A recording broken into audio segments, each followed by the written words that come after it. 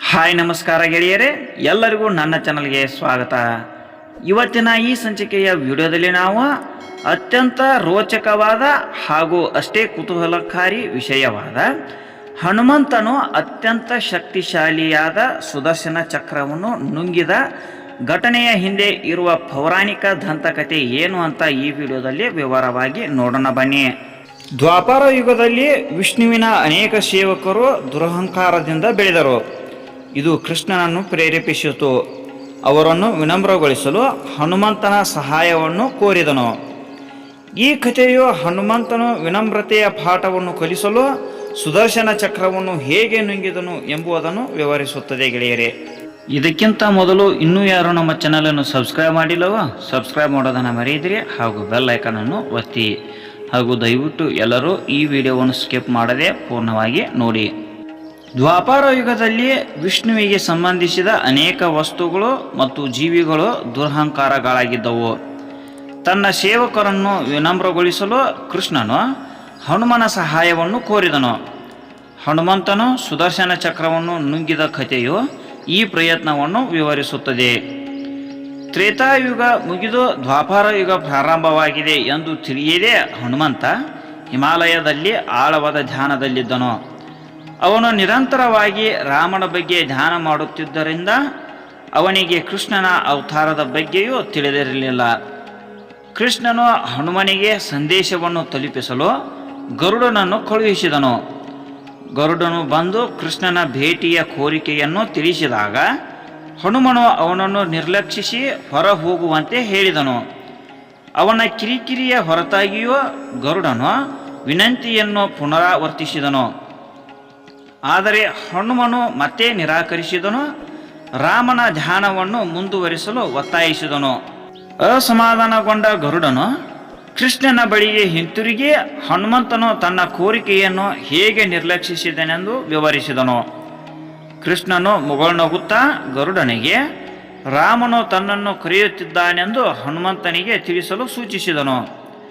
ಇಷ್ಟವಿಲ್ಲದೆ ಗರುಡನು ಹಿಂತಿರುಗಿ ಕೃಷ್ಣನ ನಿಖರವಾದ ಮಾತುಗಳನ್ನು ಹೇಳಿದನು. ಇದನ್ನು ಕೇಳಿದ ಹನುಮಂತನು ಸಂತೋಷದಿಂದ ತಕ್ಷಣವೇ ಪೂರ್ಣ ವೇಗದಲ್ಲಿ ದ್ವಾರಕೆಗೆ ಹಾರಿದನು. ದ್ವಾರಕೆಯಲ್ಲಿ ಕೃಷ್ಣನ ಮುಖ್ಯ ದ್ವಾರದ ಕಾವಲುಗಾರನಾಗಿ ಸುದರ್ಶನ ಚಕ್ರವನ್ನು ನಿಯೋಜಿಸಿದ್ದನು. ಏಕೆಂದರೆ ಒಬ್ಬ ಪ್ರಮುಖ ಅತಿಥಿ ಬರುವ ನಿರೀಕ್ಷೆಯಿತ್ತು. ಸುದರ್ಶನ ಚಕ್ರನು ತನ್ನ ಶಕ್ತಿಯ ಬಗ್ಗೆ ಹೆಮ್ಮೆಪಟ್ಟು ತಾನು ಅಜೇಯನೆಂದು ನಂಬಿದ್ದನು. ಹನುಮಂತ ದ್ವಾರಕೆಗೆ ಬಂದಾಗ ಸುದರ್ಶನ ಚಕ್ರ ಅವನನ್ನು ತಡೆದನು. ರಾಮನು ತನ್ನನ್ನು ಕರೆಸಿದ್ದಾನೆಂದು ಹನುಮಂತನು ವಿವರಿಸಿದನು. ಸುದರ್ಶನ ಚಕ್ರವು ಅಲ್ಲಿ ರಾಮನಿಲ್ಲ ಎಂದು ಒತ್ತಾಯಿಸಿತು. ವಾದಗಳಲ್ಲಿ ಸಮಯ ವ್ಯರ್ಥ ಮಾಡಲು ಬಯಸದೆ ಹನುಮಂತನು ಸುದರ್ಶನ ಚಕ್ರವನ್ನು ಹಿಡಿದು ನುಂಗಿದನು.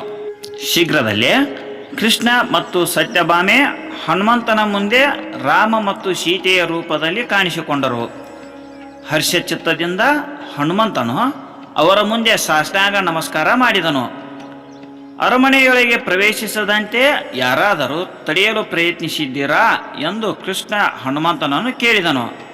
ಅದಕ್ಕೆ ಹನುಮಂತನು ಲೋಹದ ಚಕ್ರವು ತನ್ನ ದಾರಿಯನ್ನು ತಡೆಯಲು ಪ್ರಯತ್ನಿಸಿದೆ ಎಂದು ಉತ್ತರಿಸಿದನು.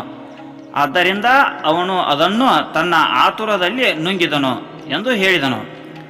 ನಂತರ ಹನುಮಂತನು ಸುದರ್ಶನ ಚಕ್ರವನ್ನು ಉಗುಳಿದನು. ಅವನು ತನ್ನ ತಪ್ಪನ್ನು ಅರಿತುಕೊಂಡನು ಮತ್ತು ತನ್ನ ಶಕ್ತಿಯ ಬಗ್ಗೆ ಅಥವಾ ವಿಷ್ಣುವಿನೊಂದಿಗಿನ ತನ್ನ ಸಂಬಂಧದ ಬಗ್ಗೆ ಎಂದಿಗೂ ಹೆಮ್ಮೆ ಪಡಲಿಲ್ಲ.